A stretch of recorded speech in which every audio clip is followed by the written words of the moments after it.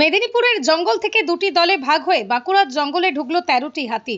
এর মধ্যে 10টি হাতির একটি দল বিষ্ণুপুর ও জয়পুরের জঙ্গল হয়ে রাতের অন্ধকারে ভরা দ্বারকেশ্বর নদী পার হয়ে সোনামুখীর জঙ্গলে প্রবেশ করে।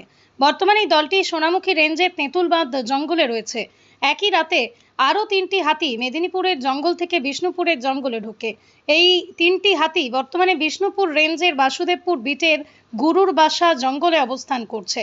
এর আগে বাঁকুড়ার জি ঘাঁটি রেঞ্জের কাল্লাপুরে 2টি এবং বাঁকাদাহে 2টি হাতি ছিল।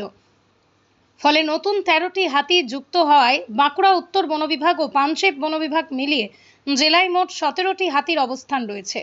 হাতির গতিবিধির কথা মাথায় রেখে বন দপ্তরের পক্ষ থেকে জঙ্গল ও পার্শ্ববর্তী এলাকার মানুষকে সতর্ক থাকতে বলা হয়েছে। বিশেষ করে এই সময়ে জঙ্গলে না যাওয়ার আবেদন জানানো হয়েছে।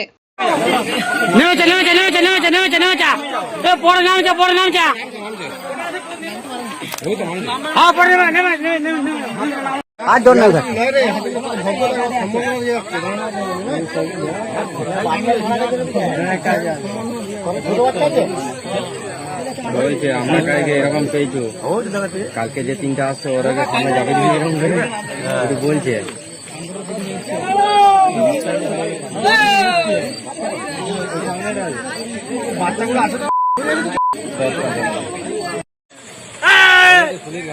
দেবা তুই আমি উপর থেকে ভিডিও করছিল। এই তো এই নদীর কাছে এই উপরটা দেখে দেখতে নামে যখন আমি ঠিক আছে হাতিটা দেখতে পাচ্ছি লোক খেলার লোক আছে। জল নাই জল নাই